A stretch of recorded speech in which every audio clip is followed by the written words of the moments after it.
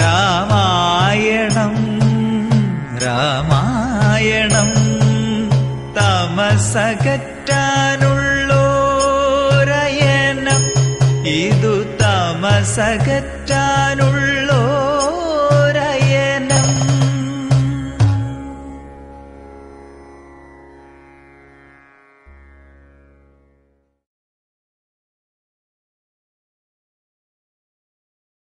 സഹൃദയരായ CCTVയുടെ പ്രേക്ഷകർക്ക് സവിനയ നമസ്കാരം. അയനം രാമചരണങ്ങൾക്കൊപ്പം എന്ന രാമായണ പരിപാടിയുടെ ഒരു എപ്പിസോഡ് ഇവിടെ ആരംഭിക്കുന്നു. ഇതു തമസകറ്റാനുള്ളോരയനം. രാമായണം ലോകത്തിലെ തന്നെ ആദ്യത്തേതും ഉത്കൃഷ്ടവുമായ മഹാകാവ്യങ്ങളിൽ ഒന്നാണ് എന്ന് പറഞ്ഞാൽ അതിനോട് വിയോജിക്കാൻ ആർക്കും സാധ്യവും അല്ല. വാൽമീകിയുടെ രാമായണം ഒരു കാവ്യമാണ്. വീരം, ശൃംഗാരം, കരുണം, ബീവത്സം, രൗദ്രം, ഹാസ്യം തുടങ്ങി നവരസങ്ങളോടുകൂടിയ കാവ്യമാണ് ഇത് എന്ന് വാൽമീകി രാമായണത്തിൽ തന്നെ അദ്ദേഹം പറയുന്നുമുണ്ട്.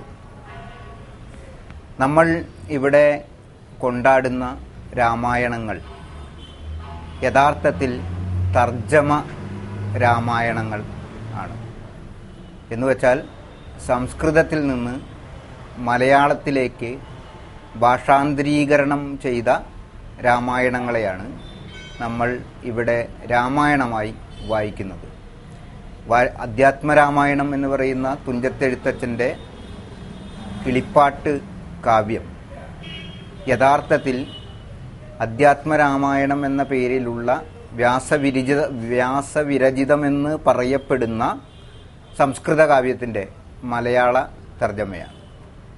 അധ്യാത്മരാമായണം നമ്മൾ വളരെയധികം പ്രധാനപ്പെട്ടതായി കാണുന്നു, അതിനെ ആഘോഷിക്കുന്നു, അതിനെ ആദരിക്കുന്നു, അതിനെ കൊണ്ടാടുന്നു ഒക്കെ ചെയ്യുന്നു. പക്ഷേ അധ്യാത്മരാമായണത്തിനും രാമായണമായ കാരണമായ രാമായണം എന്ന് പറയാവുന്ന വാൽമീകിയുടെ രാമായണത്തെ നമ്മൾ വേണ്ടത്ര ആദരിക്കുകയോ മനസ്സിലാക്കുകയോ കൊണ്ടാടുകയോ ചെയ്യുന്നില്ല. നമ്മുടെ മഹാകവികളിൽ ഏറ്റവും പ്രധാനി തന്നെയായ വള്ളത്തോൾ നാരായണ മേനോനാണ് വാൽമീകിയുടെ രാമായണം മലയാളത്തിലേക്ക് ആദ്യമായി തർജ്ജമ ചെയ്തിട്ടുള്ളത്.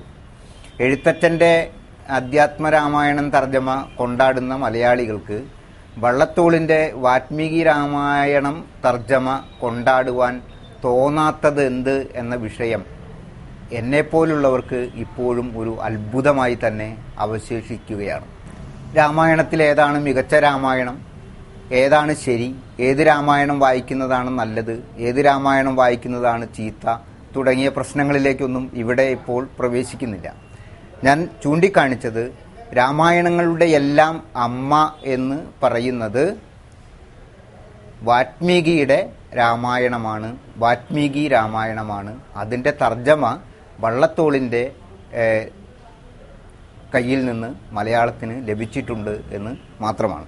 ഇവിടെ രാമായണം നൽകുന്ന സന്ദേശം എന്താണ് എന്ന് പറയുന്നതിനേക്കാൾ മുമ്പ് സൂചിപ്പിക്കേണ്ട ഒരു പ്രധാന കാര്യമുണ്ട്.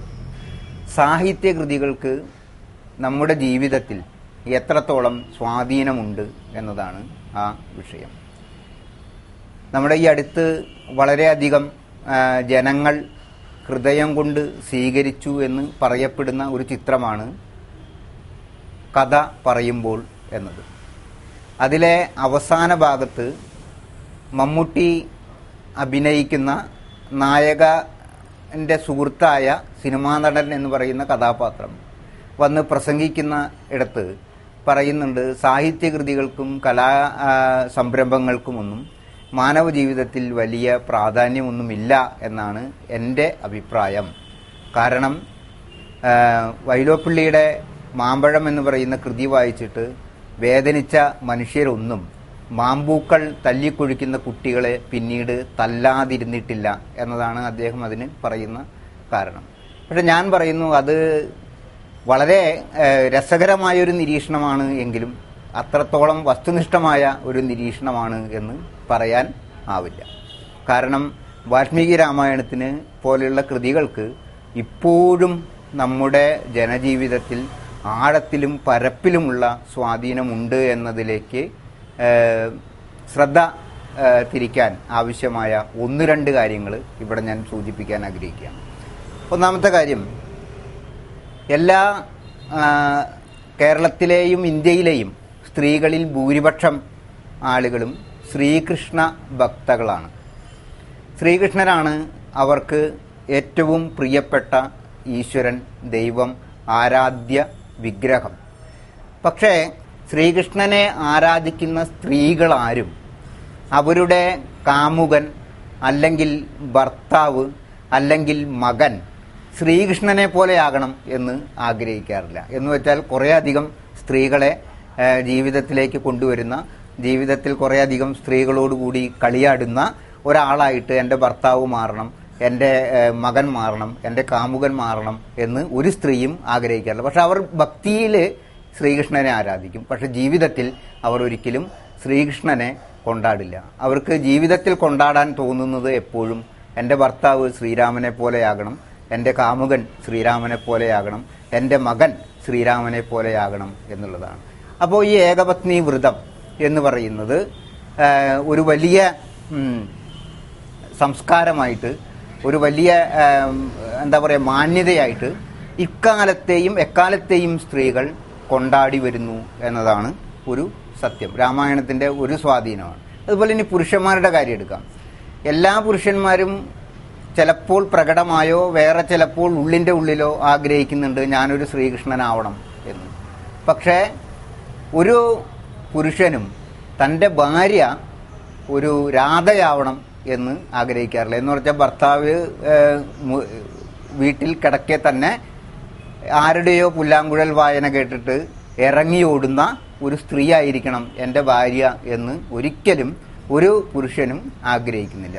എല്ലാ പുരുഷന്മാരും ആഗ്രഹിക്കുന്നത് അവരുടെ ഭാര്യ സീതയെപ്പോലെ പതിവ്രത ആയിരിക്കണം എന്നാണ്. അപ്പോൾ ഇതാണ് രാമായണത്തിൻ്റെ ജീവിതത്തിലുള്ള ഒരു സ്വാധീനം എന്ന് പറയുന്നത്. ഇതു താമസകറ്റാനുള്ളോരയനം